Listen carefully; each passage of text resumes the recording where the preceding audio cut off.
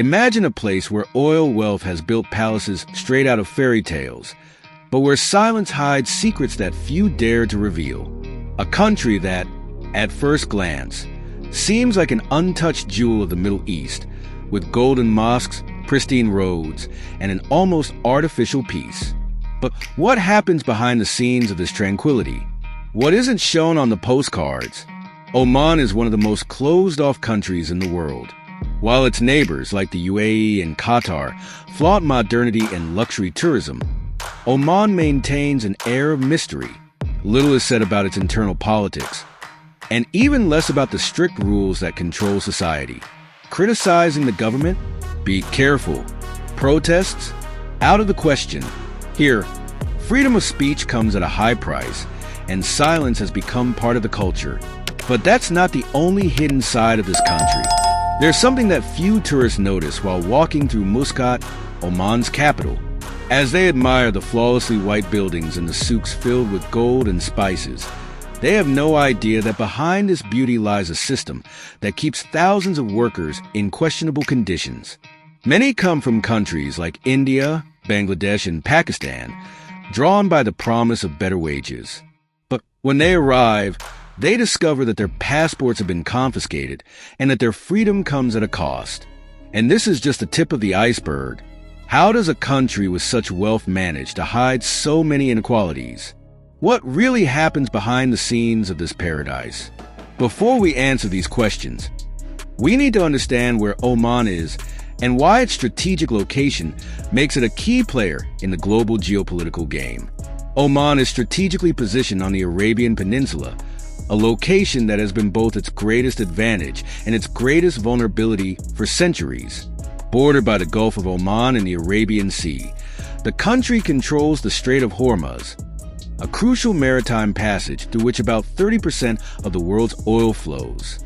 This makes Oman a quiet but essential player in the global geopolitical landscape. Whoever controls this strait holds immense power over the oil market, and Oman knows this very well. Covering around 309,000 square kilometers, the country is a vast expanse of golden deserts, rugged mountains, and a breathtaking coastline. Despite its considerable size, its population is relatively small, with approximately 4.5 million people. Most of them are concentrated in coastal cities like the capital, Muscat, where modern skyscrapers contrast with historic architecture. But beyond these urban centers, Oman is a land of extremes. On one side, the Rub al Khali, the largest sand desert in the world. On the other, lush oases and the famous wadis, valleys with crystal-clear natural pools hidden between massive canyons. The climate is unforgiving.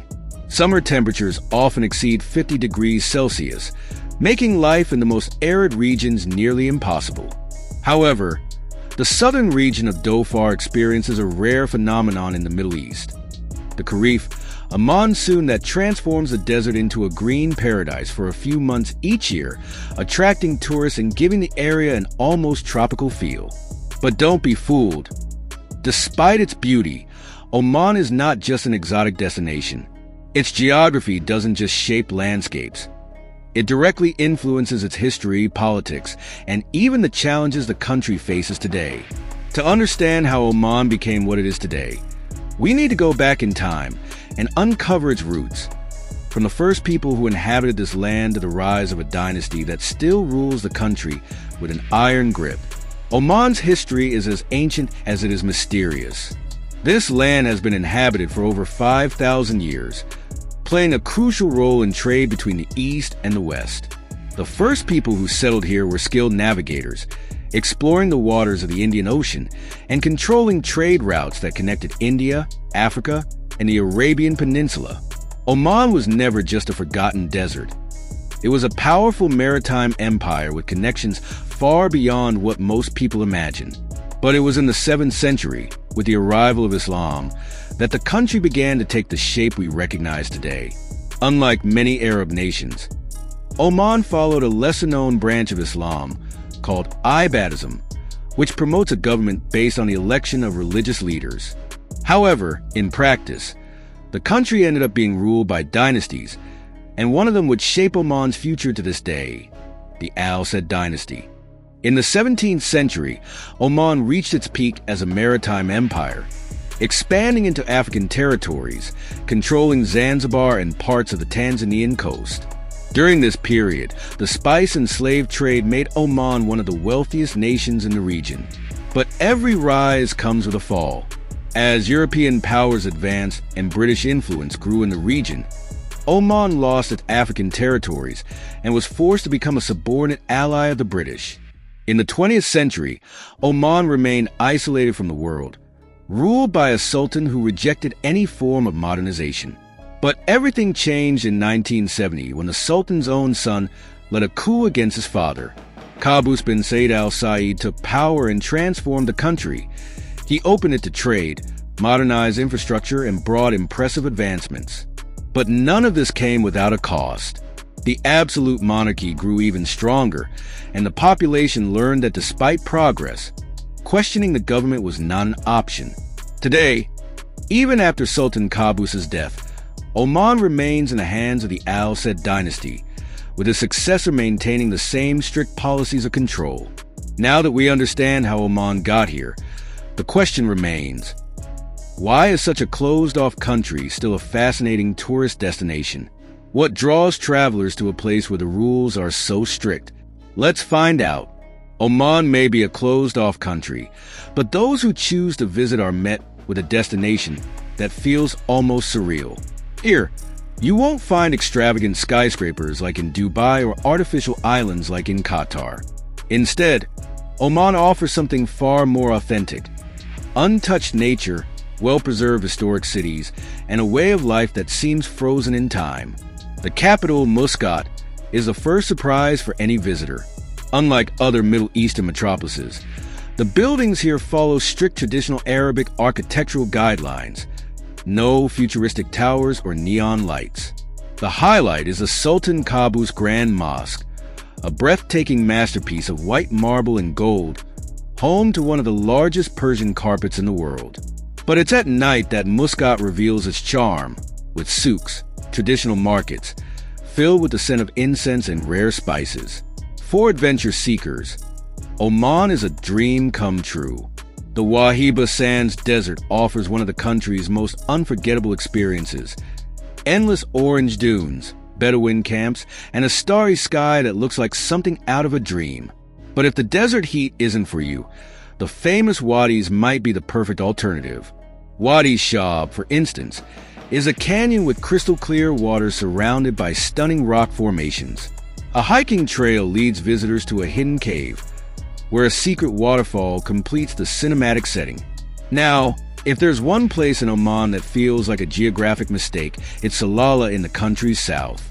During the Kharif monsoon season, this desert region transforms into a lush green paradise, with waterfalls, mountain landscapes covered in vegetation, and pleasantly mild temperatures.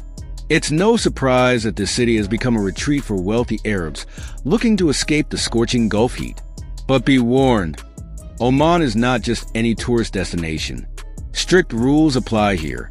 Wearing overly short clothing or low-cut outfits can be frowned upon, and public displays of affection are highly discouraged. Alcohol only allowed in specific hotels and restaurants.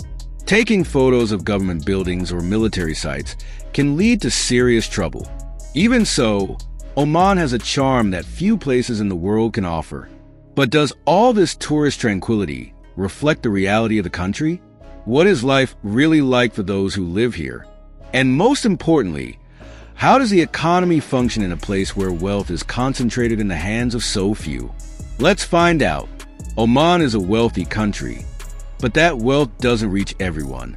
Oil is the backbone of its economy, accounting for about 70% of government revenue, and for a long time, that was enough to keep the country running.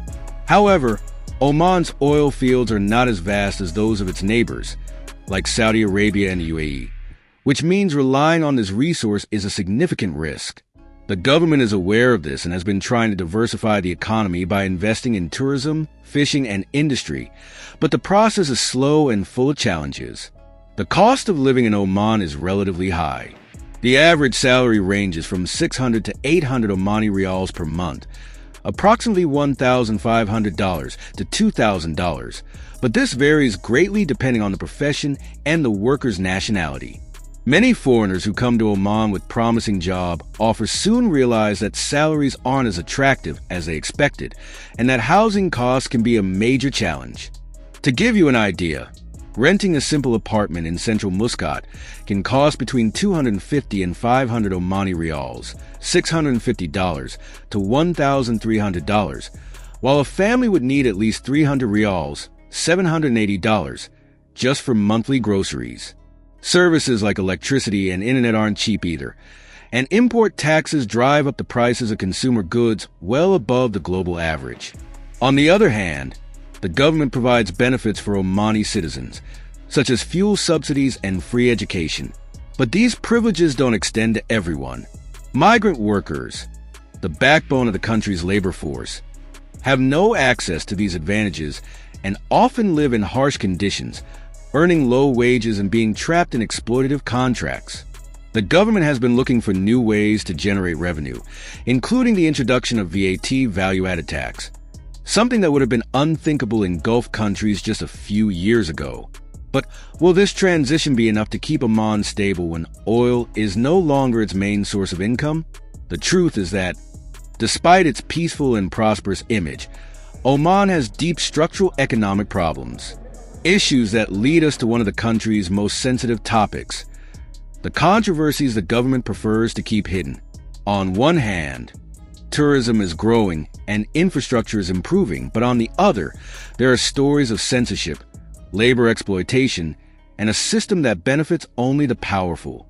Let's take a closer look at Oman's darker side. Oman may seem like a peaceful country, but behind its serene facade lies strict social control, relentless censorship, and a system that benefits a few while many struggle to get by. Here, questioning the government can be a fatal mistake. Freedom of speech is extremely limited, and public criticism of the Sultan or the regime can lead to imprisonment or exile. Independent journalists are virtually non-existent, and any form of opposition is swiftly silenced. But perhaps one of the darkest aspects of Oman is the situation of foreign workers. Hundreds of thousands of migrants, mainly from India, Bangladesh, Pakistan, and the Philippines, arrive in the country seeking opportunities, only to find themselves trapped in a brutal system of exploitation. The kafala system, a sponsorship scheme used in several Gulf countries, gives employers near total control over their foreign employees. Passports are confiscated, wages are cut without warning, and the constant threat of forced deportation keeps these workers locked in a cycle of abuse and fear. Additionally, Oman has a controversial history when it comes to human rights. Protests are rare simply because they are not allowed. In 2011, during the Arab Spring, small demonstrations emerged demanding more jobs and political reforms, but they were quickly crushed. The government made a few concessions to calm the protesters, but the power structure remained virtually untouched. And don't think that only foreigners suffer under the country's strict rules. The Omani population faces its own challenges. Despite the government's benefits, youth unemployment is a ticking time bomb. Many graduate from university only to find that there are no qualified jobs available. The heavy reliance on the public sector for employment is becoming unsustainable, and pressure on the government is mounting. But is there hope? Can Oman truly change? The answer to that question brings us to the final point of this video. What does the future hold for this enigmatic country? Let's find out. Oman is a country of extreme contrasts. On one hand, breathtaking landscapes, a rich culture, and a fascinating history. On the other, a strict government, heavy censorship, and an economic system that benefits a few while many struggle for better living conditions. But could Oman have a different future? The truth is that the country is at a turning point. The oil era is nearing its limit, and the government knows that change is necessary for survival. In recent years, investments have been made in tourism, technology, and other industries to reduce dependence on oil. Additionally, there are signs that the new generation of Omanis is becoming increasingly connected to the world, demanding more opportunities and, perhaps in the future, more freedom. Despite its challenges, Oman has enormous potential. Its strategic location, unique culture, and relative stability in a turbulent region could be key factors in achieving more balanced growth. But for that to happen, the country must face the problems that have been swept under the rug for so long.